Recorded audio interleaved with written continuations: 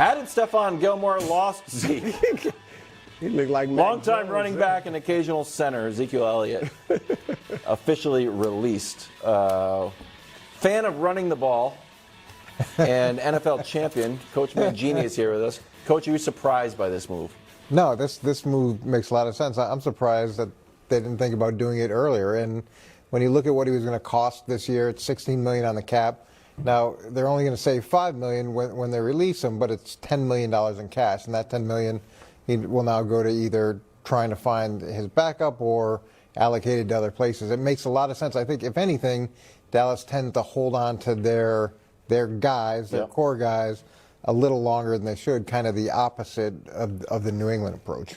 Nerds win again. Oh, the Nerds told you this was a terrible contract the day it was signed.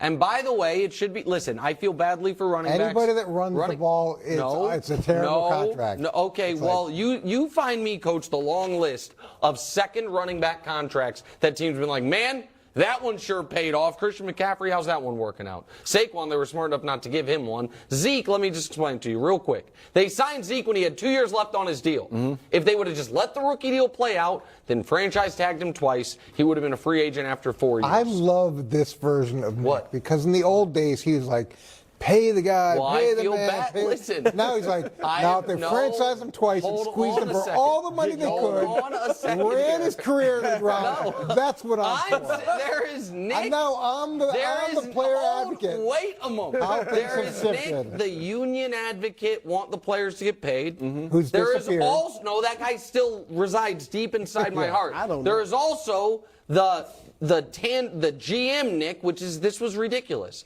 They would have been able to have him on the team for 4 years for about $30 million.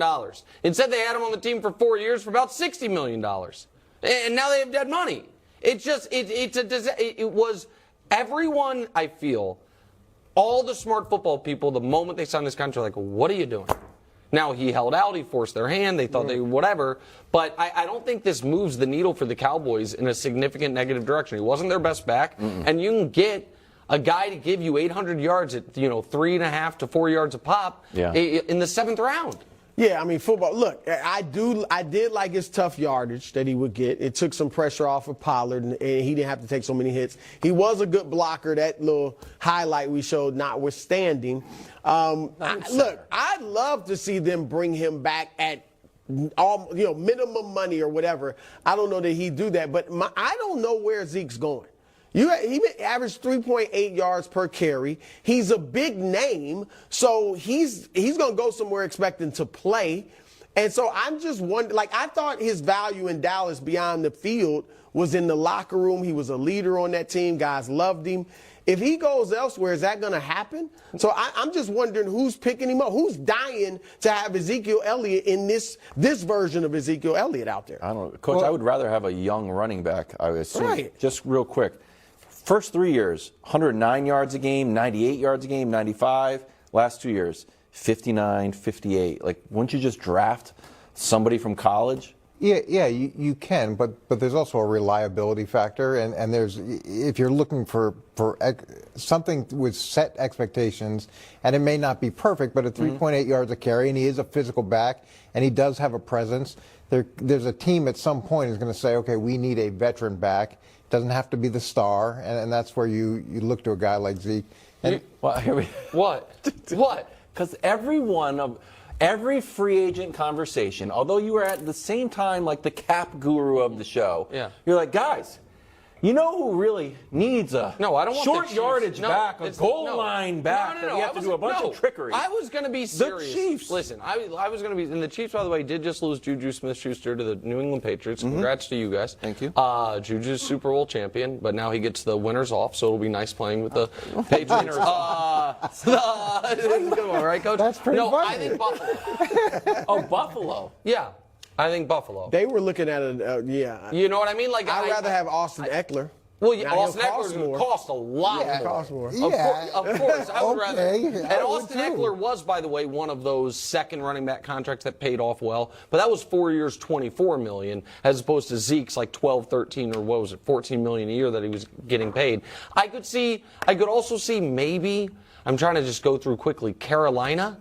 if they're drafting a rookie quarterback number 1 overall and they're trying to add some veteran presence to the locker room, somebody's Seattle, somebody's going to pick him up. To me, there is no chance Zeke is out of the league, but I don't think it's going to be expensive. It may be a while until that happens, and he may have to come to terms with where his market value is. Sometimes that takes a while for guys who are making $16 million a year to suddenly come to terms with that's not the type of money I'm going to get. Because what if he goes somewhere, Nick, and he's not playing a lot? Like maybe he starts playing, starts off the season playing, but 3-4 games in, he's not playing at all. He's going to have trouble handling that. He's a big name. Back on real quick. Running backs need their own collective bargaining agreement.